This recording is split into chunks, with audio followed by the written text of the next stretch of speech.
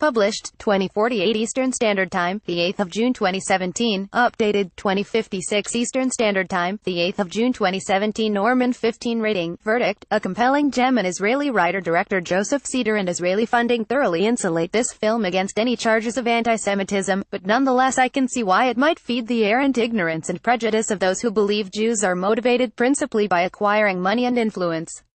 That caveat aside, Norman, with its unwieldy subtitle The Moderate Rise and Tragic Fall of a New York Fixer, is a quietly compelling gem of a movie, and while I have never been a Richard Gere fan, he is perfectly cast in the title role.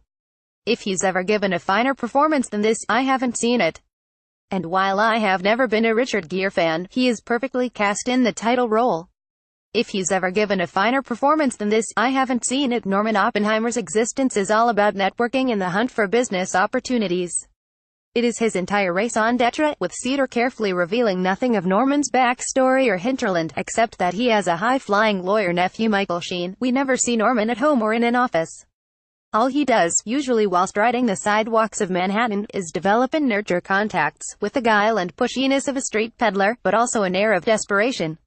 The film's subtitle derives from his one notable triumph, which ultimately causes his downfall.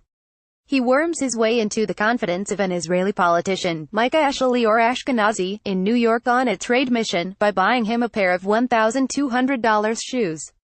He worms his way into the confidence of an Israeli politician, Micah Eshel or Ashkenazi. Right 3 years later, Eshel becomes Israel's prime minister, remembers Norman's generosity and invites him into his inner circle. Suddenly, Norman has the status he has always craved.